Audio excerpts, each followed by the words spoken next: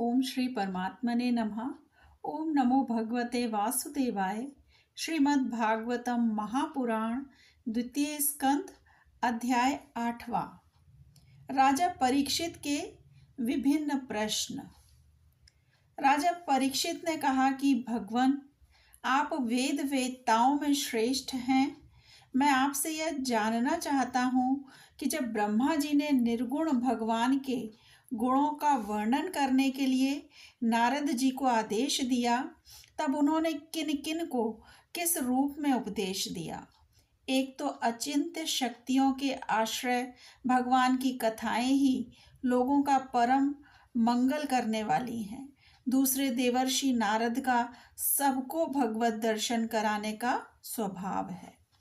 अवश्य ही आप उनकी बातें मुझे सुनाइए।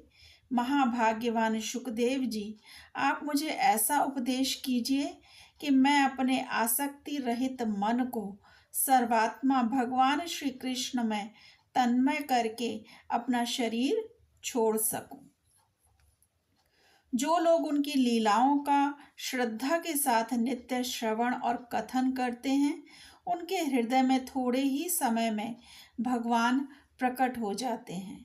श्री कृष्ण कान के छिद्रों के द्वारा अपने भक्तों के भावमय हृदय कमल पर जाकर बैठ जाते हैं, और जैसे शरद ऋतु जल का गंधलापन मिटा देती है, वैसे ही वे भक्तों के मनोमल का नाश कर देते हैं। जिसका हृदय शुद्ध हो जाता है, वह श्री कृष्ण के चरण कमलों को एक क्षण के लिए भी नहीं छोड़ता।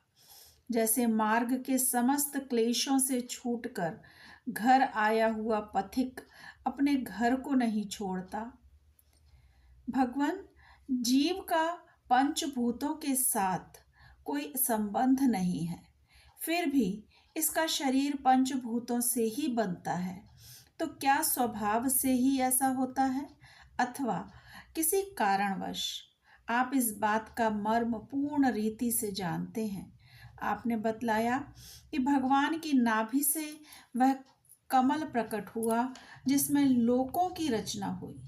यह जीव अपने सीमित अवयवों से जैसे परिच्छिन्न है, वैसे ही अपने परमात्मा को भी सीमित अवयवों से परिच्छिन्न सा वर्णन किया। यह क्या बात है? जिनकी कृपा से सर्वभूतमय ब्रह्मा जी प्राणियों की सृष्टि करते हैं, जिनके नाभि कमल से पैदा होने पर भी जिनकी कृपा से ही ये उनके रूप का दर्शन कर सके थे, वे संसार की स्थिति, उत्पत्ति और प्रलय के हेतु सर्वांतर्यामी और माया के स्वामी परम पुरुष परमात्मा अपनी माया का त्याग करके किस में किस रूप से शयन करते हैं। पहले आपने बतलाया था कि विराट पुरुष के अंगों से लोक और परलोकों की रचना हुई, और फिर यह भी बतलाया कि लोक और लोकपालों के रूप में उसके अंगों की कल्पना हुई। इन दोनों बातों का तात्पर्य क्या है? महाकल्प और उनके अंतर्गत अवान्तर कल्प कितने हैं? भूत, भविष्यत और वर्तमान काल का अनुमान किस प्रकार किया जाता है? क्या स्थूल देहाभिमानी जीवों की आयु भी बंधी हुई है? ब्राह्मण श्रेष्ठ, काल की सूक्ष्म गति, त्रुटि आदि और स्थूल गति, वर्ष आदि किस प्रकार से जानी जाती है? विविध कर्मों से जीवों की कितनी और कैसे गतियां होती हैं? देव, मनुष्य आदि योनियां सत, रज, तम, इन तीन गुणों के फल स्वरूप ही प्राप्त होती हैं। उनको चाहने वाले जीवों में से कौन कौन किस किस योनि को प्राप्त करने के लिए किस किस प्रकार से कौन कौन कर्म स्वीकार करते हैं? पृथ्वी, पाताल, दिशा, आकाश, ग्रह, नक्षत्र, पर्वत, नदी, समुद्र, द्वीप और उनमें रहने वाले जीवों की उत्पत्ति कैसे होती है? ब्रह्मांड का परिमाण भीतर और बाहर दोनों प्रकार से बतलाइए। साथ ही महापुरुषों के चरित्र, वर्णाश्रम के भेद और उनके धर्म का निरूपण कीजिए। युगों के भेद, उनके परिमाण और उनके अलग अलग धर्म तथा भगवान के विभिन्न अवतारों के परम आश्चर्यमय चरित्र भी बतलाइए। मनुष्यों के साधारण और विशेष धर्म कौन कौन से हैं? विभिन्न व्यवसाय वाले लोगों के, राजर्षियों के और विपत्ति में पड़े हुए लोगों के धर्म का भी उपदेश कीजिए।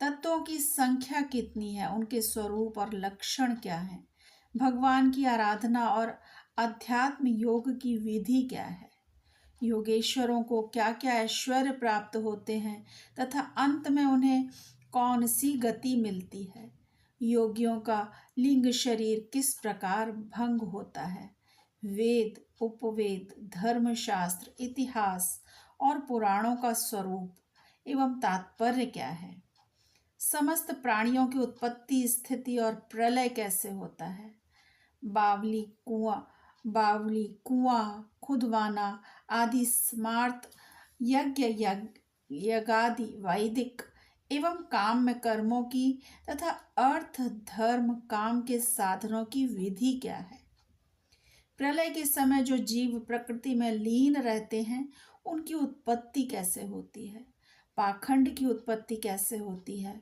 आत्मा के बंध मोक्ष का स्वरूप क्या है और वह अपने स्वरूप में किस प्रकार स्थित होता है। भगवान तो परम स्वतंत्र हैं, वे अपनी माया से किस प्रकार क्रीड़ा करते हैं और उसे छोड़कर साक्षी के समान उदासीन कैसे हो जाते हैं। भगवान, मैं यह सब आपसे पूछ रहा हूँ, मैं आपकी शरण में हूँ। महामुने, आप कृपा करके क्रमशः इनका तात्विक निरूपण कीजिए। इस विषय में आप स्वयंभू ब्रह्मा के समान परम प्रमाण हैं। दूसरे लोग तो अपनी पूर्व परंपरा से सुनी सुनाई बातों का ही अनुष्ठान करते हैं। ब्राह्मण, आप मेरी भूख प्यास की चिंता न करें। मेरे प्राण कुपित ब्राह्मण के श्राप के अतिरिक्त और किसी कारण से निकल नहीं सकते, क्योंकि मैं आपके मुखारविंद से निकलने वाली भगवान की अमृतमयी लीला कथा का पान कर रहा हूँ। सूत जी कहते हैं, शौनकादि ऋषियों, जब राजा परीक्षित ने संतों की सभा में भगवान की लीला कथा सुनाने के लिए इस प्रकार प्रार्थना की, तब श्री सुखदेव जी को बड़ी प्रसन्नता हुई। उन्होंने उन्हें बड़ी वेद तुल्य श्रीमद् भागवत महापुराण सुनाया, जो ब्रह्म काल के आरंभ में स्वयं भगवान ने ब्रह्मा जी को सुनाया था। पांडुवंश शिरोमणि परीक्षित ने उनसे जो जो प्रश्न किए थे, वे उन सब का उत्तर क्रमशः देने लगे। ओम नमो भगवते वासुदेवाय। श्री कृष्ण अर्पणम अस्तु। हरे कृष्णा। अगर आपको मेरा चैनल और मेरी वीडियोस पसंद हैं तो मेरे चैनल को लाइक करें और सब्सक्राइब करें और बेल आइकन का बटन दबाना ना भूलें, ताकि मेरी अगली नोटिफिकेशन आपको प्रॉपर मिल जाए। हरे कृष्णा।